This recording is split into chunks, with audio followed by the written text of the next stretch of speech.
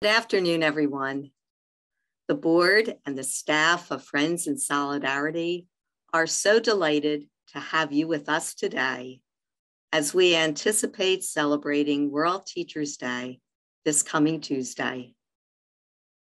We especially welcome all of you who are in any way involved in the education profession or hold the status of former teacher. Although that might be an oxymoron, right? We all know that once a teacher, always a teacher. My name is Sister Mary Beth Ham, and I am a sister of St. Joseph of Chestnut Hill, Philadelphia. I currently work as the JPIC coordinator for the Sisters of Bon Secours in Marriottsville, Maryland, one of the member congregations of Friends in Solidarity. I am a member of the Education Committee and the chair of the board. As you can see on the slide, we have a diverse representation of women and men's religious congregations on our board, some of whom are with us today, and a small but passionate and expert staff under the leadership of Sister Joan Mumaw, IHM, our Chief Administrative Officer and President. World Teachers' Day offers a wonderful opportunity to celebrate the good work that is being carried on around the world every day through all those involved in the educational profession.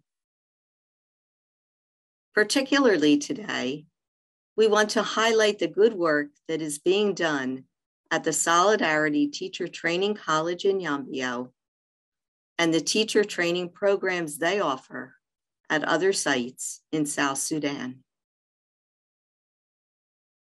And first, I would like to provide a little context. South Sudan currently needs approximately 26,000 teachers in a country where only 27% of the population is literate and only 16% of women older than 24 are literate. Solidarity with South Sudan is committed to raising the level of literacy by training primary school teachers. The Solidarity Teacher Training College in Yambio was dedicated in early 2013. A 2-year residential pre-service program is held from January to November annually. At the end of these programs, teachers are nationally certified to teach in state schools. Since 2013, when the college was dedicated, 539 teachers have graduated, and 18% of these graduates are women. Currently, 72% of graduates are employed. The Education Committee is excited to offer today's presentation to highlight the important role teachers play in South Sudan and the blessing that the Solidarity Teacher Training College and their programs are for the people of South Sudan. During our program today, you will have an opportunity to hear from Sister Carolyn Buse, a sister of Notre Dame de Namur, and Sister Barbara Polechny, a Canadian school sister of Notre Dame, both of whom have firsthand experiences ministering in Solidarity teacher training programs.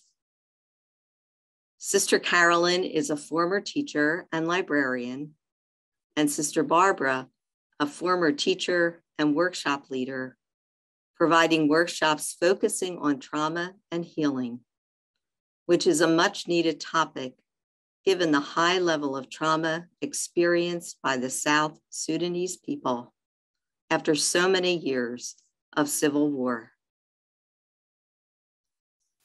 After each of these sisters' presentations, we will segue into a panel discussion moderated by Sister Barbara Buckley, our Associate Administrative Officer. And finally, there will be an opportunity for questions and answers with our speakers. By way of logistics, we ask you to please keep your mic off during the presentation. And also, we invite you to use the chat box at the bottom of the screen throughout the presentation to make comments and ask questions. We will respond to any questions you have later in the program. And now, Carolyn and Barbara, we warmly welcome you to share your profound experiences training teachers in South Sudan.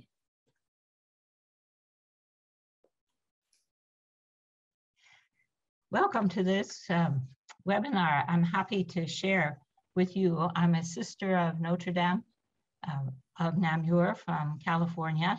And after serving in a teacher training college in Kenya for 10 years, and then helping in Kakuma refugee camp with the administration of 21 primary schools for the lost boys of Sudan and helping with teacher training there, I was welcomed to join Solidarity with South Sudan in 2011. At that time, there were 2 teacher training colleges, one in Malakal in the northeast and one in Yambio in the southwest. And first, in 2011, I was assigned to join Malakal, where I met Barbara Palashny and other men and women religious from around the world who were teaching there in Malakal, training young men and women who were mainly day students who would walk to school every day from the 3rd largest city in South Sudan, Malakal. And we would teach them subjects like science and English and social studies, and also how to make lesson plans and schemes of work, how to organize the classroom.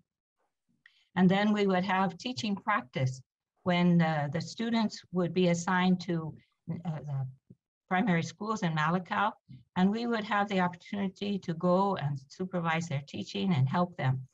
Students did this for 4 weeks in 2 different periods of time. Also, while I was there for 2 years in Malakal, we were trying as the tutors with the tutors there in Yambio to prepare the textbooks that we would be using in the teaching, because South Sudan didn't have these kind of textbooks for the subjects that we were teaching, or any subjects. And then I also had the privilege of helping to organize a library in Malakal. In 2013, in December, it was a very sad time. The Civil War started again, and the White Army came to Malakal. And eventually, the staff who were there in Malakal had to evacuate, and we didn't know if we were ever going to come back, and we didn't. So then I was transferred to teach in the Yambio Teacher Training College. And again, I was teaching similar subjects. This time we had the textbooks we'd prepared, and we were able to use those, preparing the students to do teacher training in the primary schools, in 9 different primary schools in Yambio town, again for 4 weeks with 2 different times they were doing that. I also had the privilege of organizing the library there in Yambio, and it's still going. So we're happy about that. At the time that I was there, we had about 100 students, maybe only about 20 were women students. Women had such a hard time finishing secondary school because of all the expectations that are put on girls to help in the family and to get married early. By this time, we're happy that there are over 300 primary school teachers in South Sudan, and they've graduated from our 2-year pre-service teacher training college. The students in Yambio, since that Civil War, have been residents, boarding residents of the college.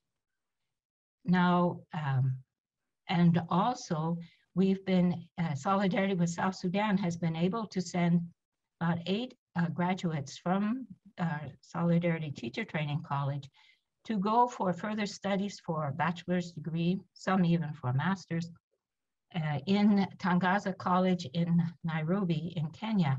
The hope is that these graduates will come back and be able to be the tutors there in Solidarity Teacher Training College to make Solidarity Teacher Training College a sustainable entity. For the future, our hope is greatly lifted because with Mr. Julius Kiria as our promoter for intake of students throughout the country, not just in one area, but throughout the country, that this new intake in August, that there are 18 women and 26 men in that class. This is really a big improvement over past years when, well, maybe only 3 women would be in a class. Now, the students coming this August, they've started the new national curriculum of 2019 for the Teacher Training College. And this is preparing the students to be effective teachers of the new curriculum textbooks, which have been distributed in the primary schools throughout South Sudan. So there's emphasis on, of course, teaching and learning, reflective practices, assessment, and leadership skills. We're also happy for Teacher Training College in Yambio that in January of 2022, they're going to introduce the diploma program, which will be a 3rd year for the 2-year teacher training program. The students who are able to succeed in a diploma program then have the opportunity that when they graduate, they'll be able to receive a much higher salary as a diploma student than as only having a certificate of 2 years of teacher training. Another wonderful development is that there have been new books donated to the library from the Friends in Ireland of many books about early childhood education and books of creative arts and the easy to read classics to encourage the love of reading. And lastly, another hopeful development in Yambio is that there has been a meeting of trying to form a Solidarity with South Sudan Alumni Association. And 20 of our former students have attended and discussed how they might be helpful in promoting the Teacher Training College. So we thank you, Friends in Solidarity, for helping Solidarity with South Sudan to be able to be a sign of such transformation in the society. Thank you very much. I'm Sister Barbara, a Canadian school sister of Notre Dame, and I lived in South Sudan from 2008 to 2020 with Solidarity with South Sudan from the beginning. So I was, because of the wars, our work diversified, and I was called to teach in remote areas, teach teachers, and to focus on healing stress and trauma throughout the country and prepare people to do that. So first of all, thank you. Thank you to all teachers in all situations who teach people of all ages. We honor you.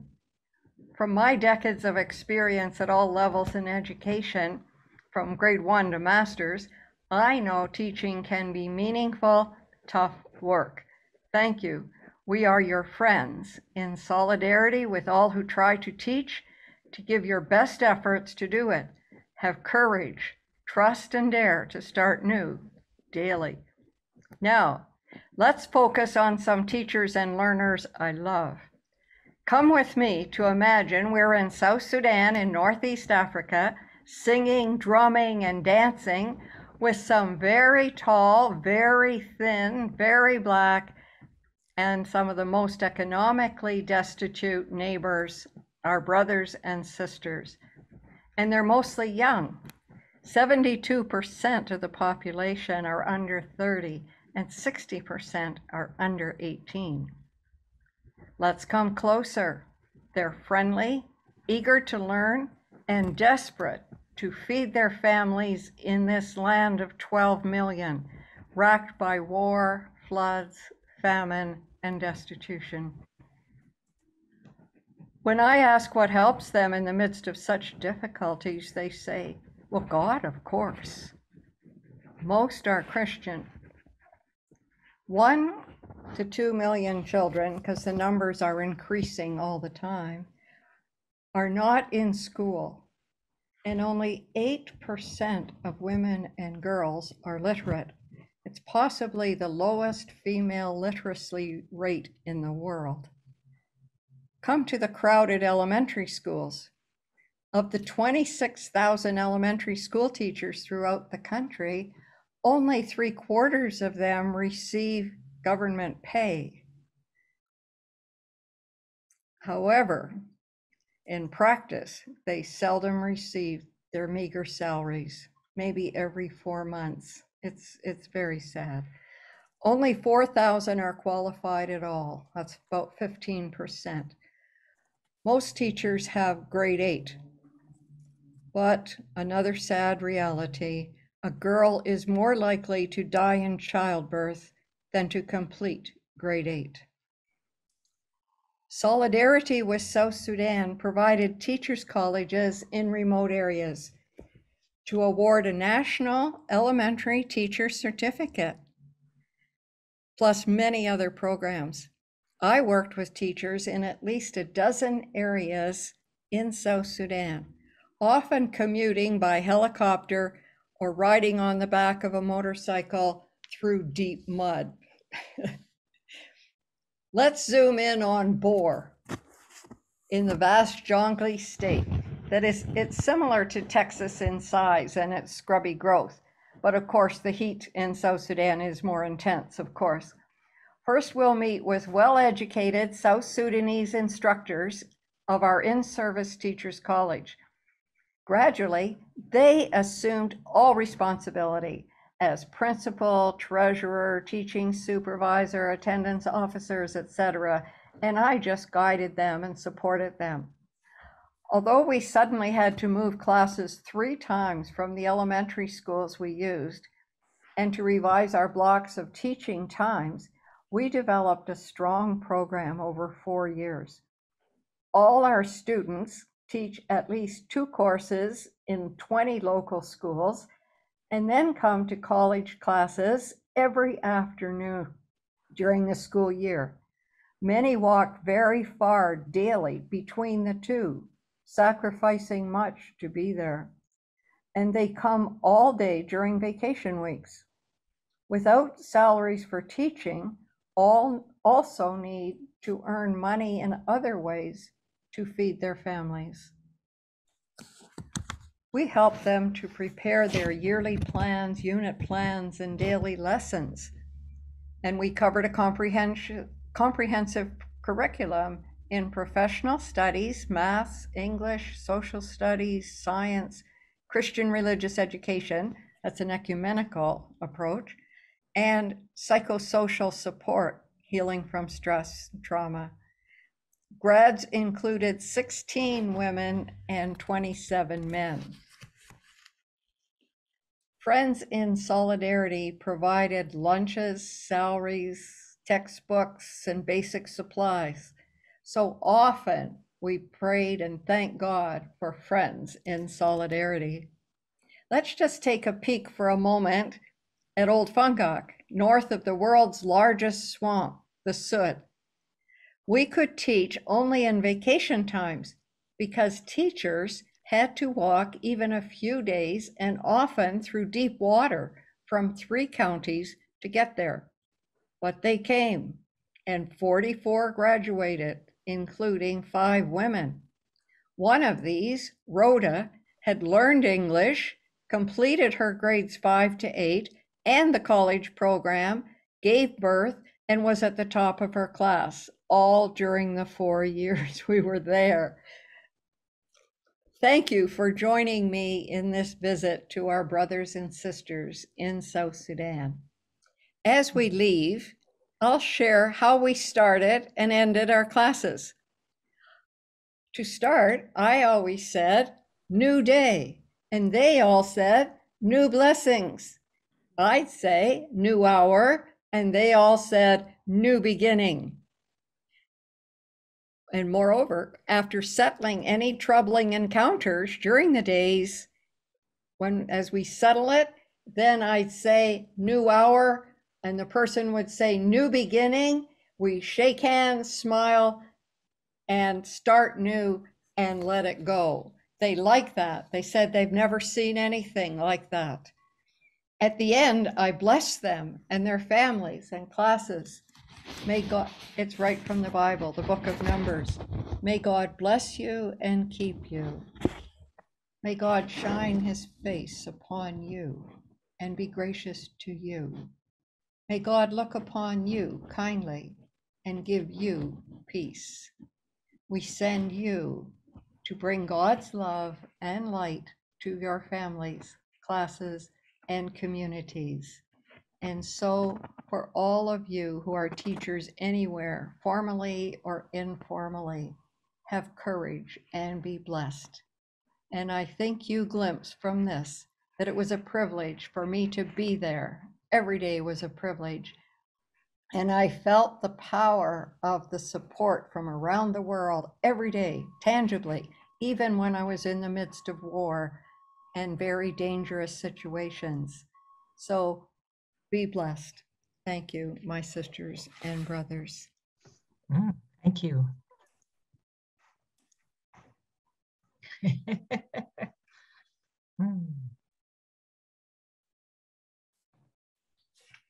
Well, thank you, both Carolyn and Barbara, for those reflections. So we just have a few questions for you. Barbara, I know that you just finished up with the blessings for the beginning and the ending of the day. And it strikes me maybe that you witnessed probably a lot of tribalism in the classrooms that you had. Could you talk a little bit about that and how that blessing may have made a difference?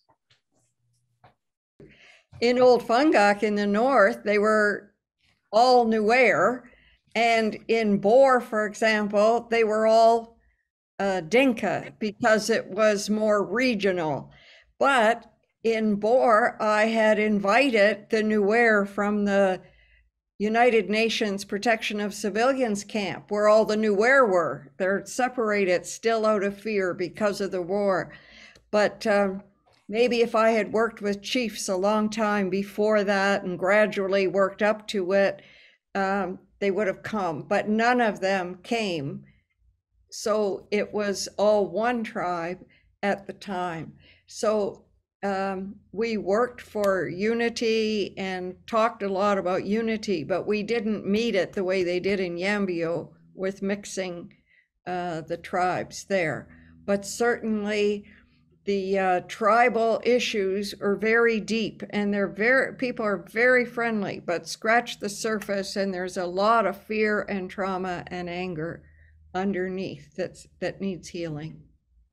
Carolyn, can you speak to the tribalism that you experienced? Well, what I found at Yambio Teacher Training College was that the students were making every effort to try and be inclusive of one another. However, say at the meal times, they would tend to sit in their language groups. And then sometimes we had student leaders who would try and break through that to encourage everyone to sit together, even though they didn't all speak the same language. English was the language, the official language, and if they could communicate with that. So sometimes, that worked, and sometimes it didn't, because it's so nice to speak your own mother tongue. And then another thing that we did in Yambio that was very helpful was that every morning, but this especially after in 2013 when the fighting started again, that we would begin every day with a prayer, with a time of reflection. And we all knew that this was very important to to be able to grow in that love that Jesus calls us to love everyone as our brother and sister. Now, both of you did speak about how few women there were in the classrooms, but that number had been improving. But what were the challenges that women faced in being able to go to school? Well, there's a lot of them.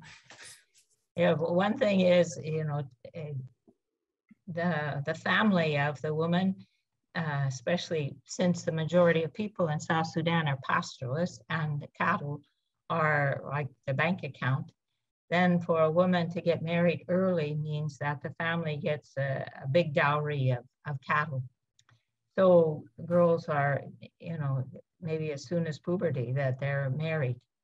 Or even if they're not married, they may become pregnant because the men seem to think that this is all right to do to women. And then the women and girls are supposed to help take care of younger brothers and sisters, supposed to help with cooking, collect the firewood, collect the water. These are really time-consuming activities. And so women have a very difficult time. So there are a few who finish secondary school, and for our teacher training pre-service, they needed to finish secondary school. Barbara, would you like to add anything? Yes, I would say in these last years of war since 2013, the numbers of children attending school have decreased considerably. Where there were 1 million children or more not in school, now it's reaching up toward 2 million. So you can be sure that the girls suffer. There have been a lot of efforts to have girls come to school to finish grade 8 or to also to go to secondary school, but it's really tough. It's really tough.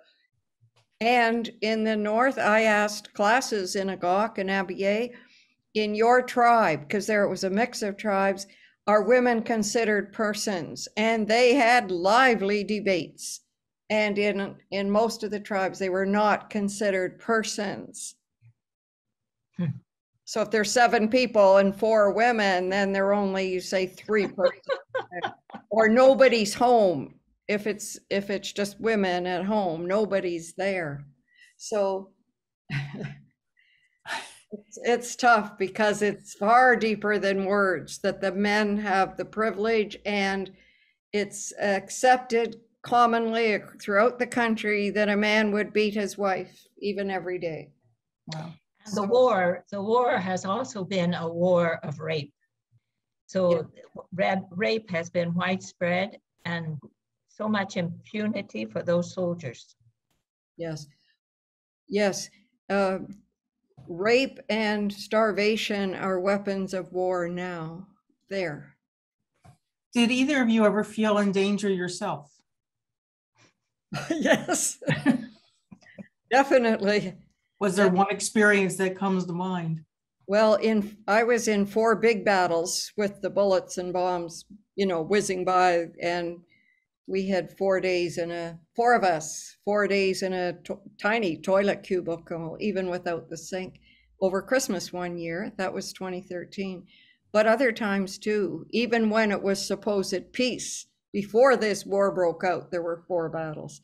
So then, but also on the roads, they weren't safe. We finally stopped going, but I used to write the phone numbers on my legs, because if they stole everything, like our phones and everything, then I at least had the numbers.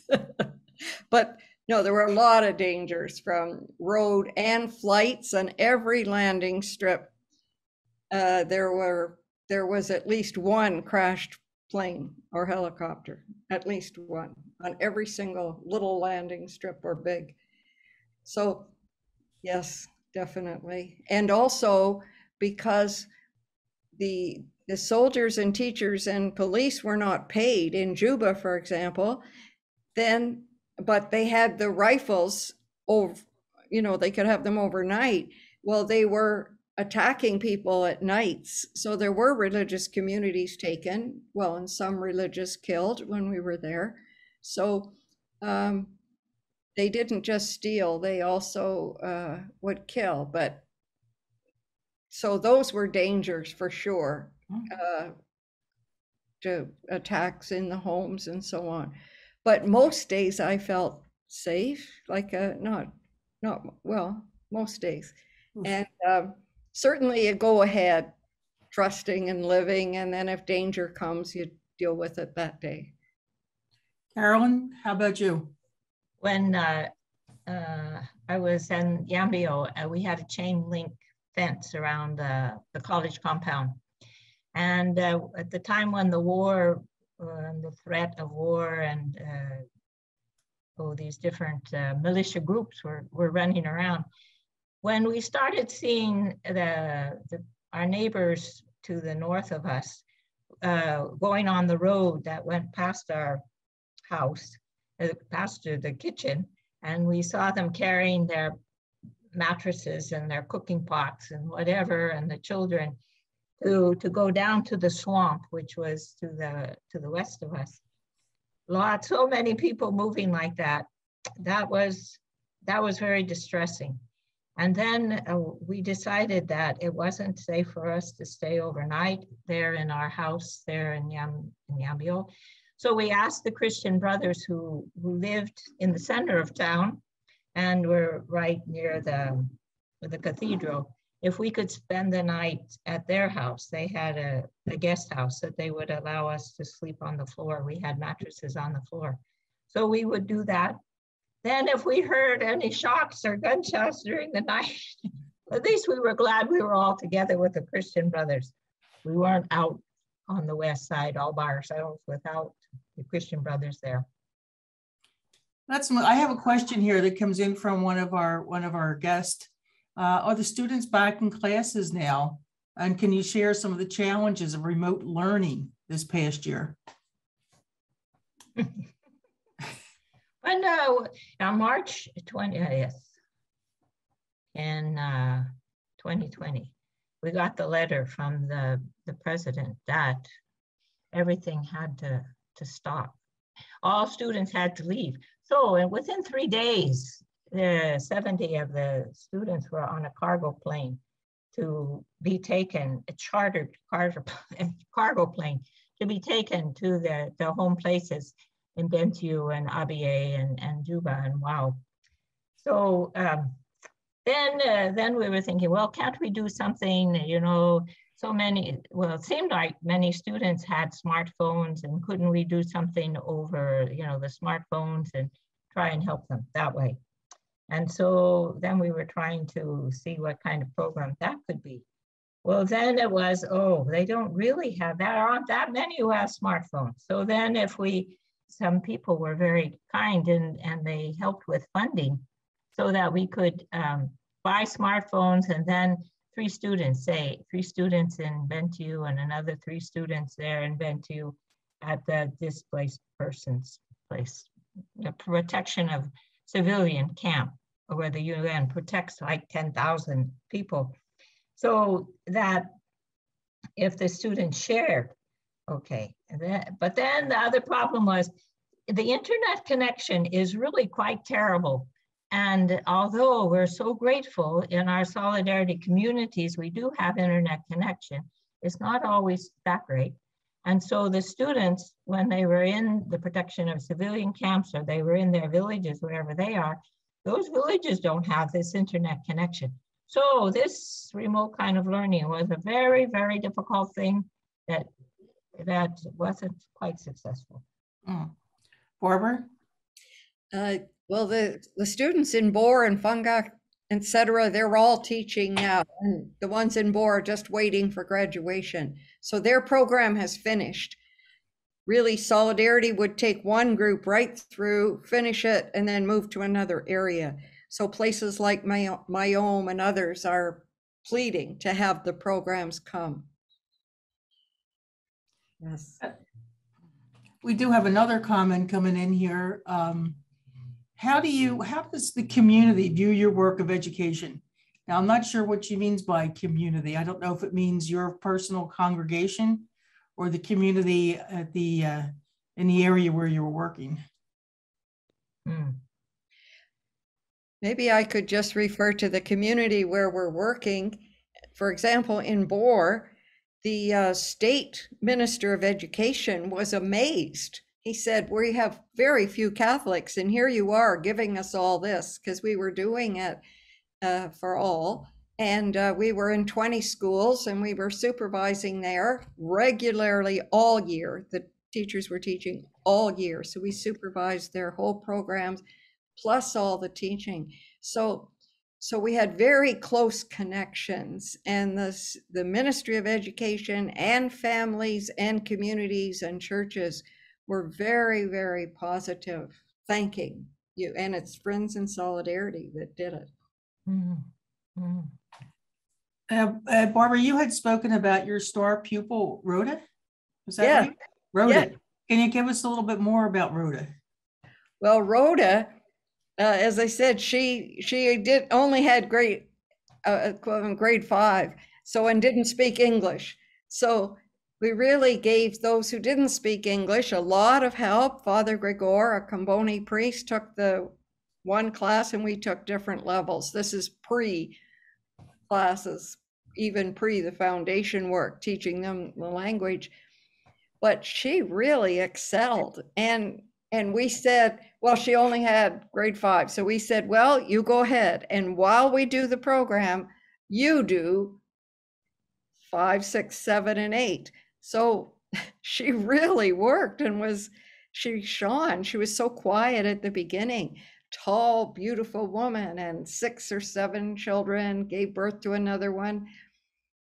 So, but she starred. She was the top of the class, so really, and the other women were all very good students. And I must say, we had a lot of good men students there too, but it was like 150 at the beginning, and I couldn't take them all. So it was a huge problem getting them down to the 80 that I could take the books. But because there's certainly a lot of very intelligent people. They just haven't had the opportunities. I mean, Carolyn, you spoke a little bit about, sending people on for further study in Tangaza and building the capacity of the people. That's going to take a long time. Well, yeah, but you got to start someplace. And I think one of our graduates is working on I think he's working on a master's degree in mathematics. So that'll be wonderful. He is almost finished, I think, because it's been a number of years that he's been there in Kenya studying. So I'm very hopeful that, step by step. Step by step. I'd like to add to that, if I could, before you go to another question, Barbara.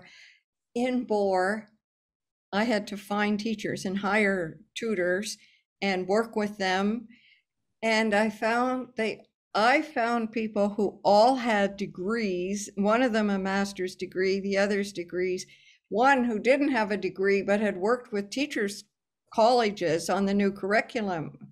And so we were lucky because they had been in refugee camps in Kenya and Uganda, and they got a good education. So they already were well qualified. And therefore I could work with them. Like, I was principal and treasurer and everything else, but I worked with them until they could take over all the positions. So when I had to leave suddenly in March last year because of COVID and because the new policy, nobody over 75 could stay, then they were already in charge and taking over. So that is so encouraging that they are doing it. I'm going to ask you both one more question before we go to the Q&A, because there are a lot of questions coming in from our audience. But my question to you is that the situation in South Sudan seems so dire at times. It's a very troubled nation. It ranks really one of the poorest countries in the world. But yet we're looking at the pictures and the sound, the things that you talked about with the people and the students that came. I hear a lot of hope. Is there hope? Well, yes, there's hope. And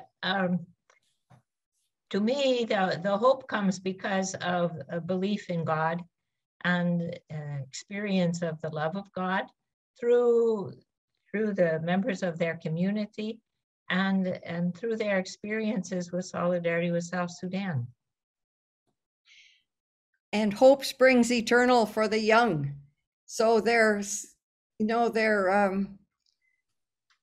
72% are under 30 and 60% are under 18. So there's a natural hope, but there's also a deep frustration. There's not work or paid work or opportunities. So they might join armies and you get all the child soldiers. So it's a real mix of hope and despair. So there's a problem there of suicides in the area. I certainly bumped up against it a lot, not of our own, but of family members and other people, because I was living close to the communities, you know, and with them. So the country has deteriorated steadily, and that's in any reports. So in terms of education and lifespan and security, so the fears grow. So it is at the bottom of the world, and their hope is tried, but yes, the spirituality is profound. Well, thank you both. Oh, go ahead, Carolyn, go ahead. The question that had come up about the community, and then there was a clarification, meaning the community of the families that are around the college. And when we would go for teaching practice, at that time we were going to 9 different primary schools in the area. And our students would be very well prepared, and they would be able to teach. Each student was teaching 2 subjects every day for 4 weeks. And the children in those schools were so happy to be having teachers who could come every day to teach them. And they were learning so much that when the teaching practice ended and our students were having to say goodbye and hand back the textbooks that they had borrowed, then those classes of those children would escort our students, and sometimes it could take 30 minutes or 45 minutes to walk from where the primary school was to the college.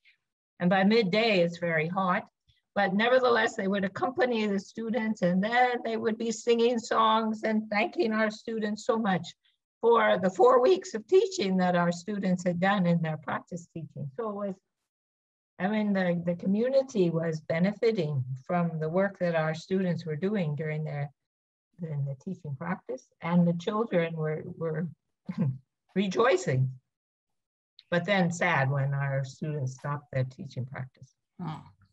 Well, thank you very much for this little panel discussion. I'm going to turn it over to John now, because there are questions that have come in from the audience. Okay. Thank you, Barbara, and thank you, Carolyn and Barbara Pachechi, or whatever it is, right? I just, the questions I thought were going to be, have been asked, a number of them, and I think the community one you did respond to, Carolyn, so I think that was good. There was a question about the new curriculum and how that's going to change things. Could you speak a little bit to that, Carolyn and Barbara both? Mm-hmm. Yeah, the books, when I was there, the books had come, and they were really beautiful. They were in color, and they included reflective activities and community activities, and really we're trying to help the children to become observant, to become participants, to try and experiment, you know, in the community. And so then that would require also changes of teaching in the teacher training college. And from the newsletters that we received from Brother Chris Susai, that the tutors there in the college are starting with the new level 1s, that they will be, you know, helping the students to use these kinds of activities of reflection, of asking questions, critical thinking, art, participation in the community to help our students become better teachers, and then that will help the children also to become better learners, lifelong learners. Thank you, Carolyn. Barbara? Well, because all of our participants in the college were teaching a full program all year, we had to jump in full force, totally, and use the new curriculum and teach from it and become immersed. And fortunately, the one tutor knew more, but we just had to take what was there and learn it and keep applying and discovering. So we had some fun with it. Thank you. I'm just wondering, as a teacher myself, and there's probably other teachers online right now or who might view this in the future, in order to teach at the Teachers Training College, did you have to get any kind of government certification or go through any kind of bureaucratic certification before you could teach? Not for us, because we come well qualified from other countries, and they are scrambling. And I might say that teachers are not honored in South Sudan. It's a severe problem. They're not paid, as I mentioned, and are not, it's very little and occasionally, so unless they're in a private school. So we were very well qualified and didn't face that issue. Okay. Mm-hmm. I was grateful that when I was in Kenya, I had taught in Igoji Teacher Training College for 10 years and became very familiar with teacher training program in Kenya. And when I went to Malakal and Yambio, then that was the way that I was using that experience in Kenya in teaching and organizing the teaching practices following the Kenyan method. Thank you. This has been fantastic, and it's just inspiring to listen to the two of you talk about your experience. And I have a number of other questions, and I'm sure people online have questions also, but time is running short. And so I want to thank you on behalf of the Education Committee of Friends in Solidarity, and I will turn it over now to Joan as the president and executive of our group. Thank you. Thank you. Thank you, John.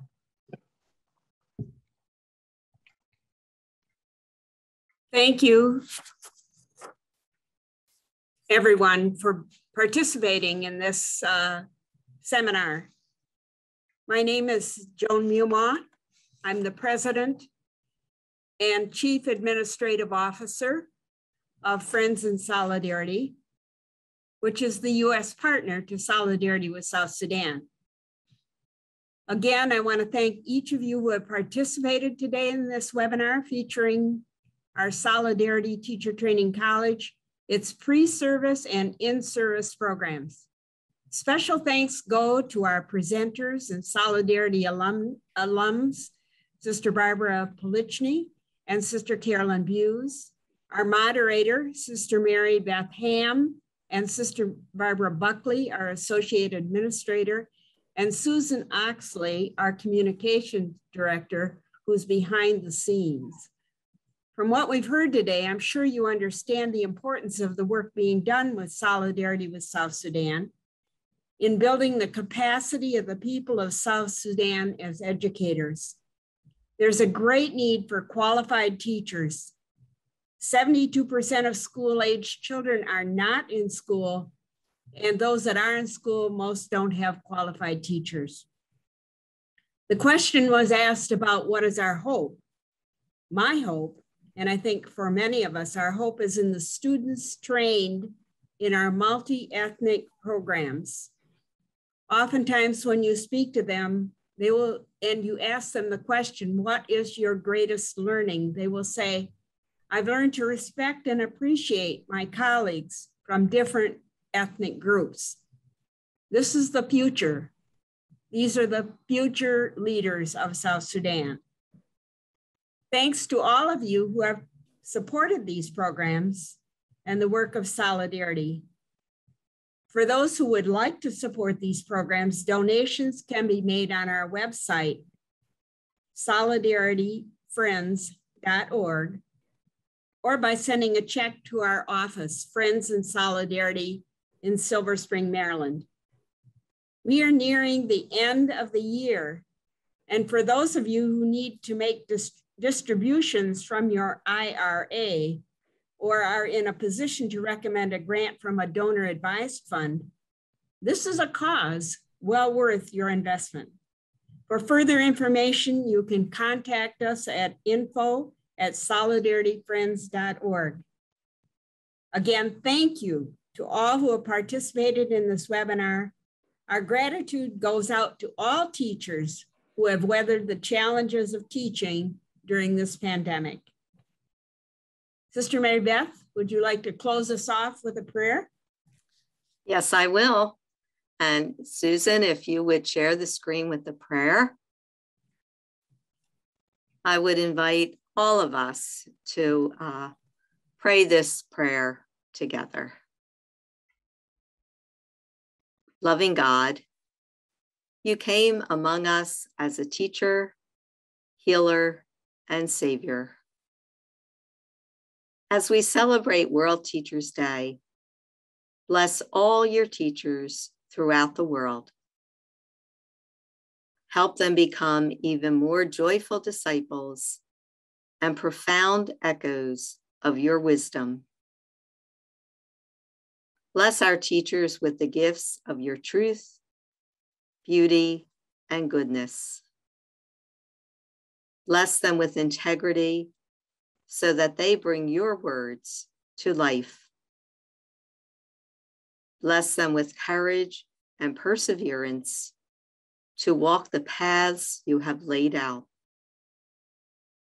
We pray in the name of Jesus, who knows all too well the challenges and the joys of being a teacher. Amen.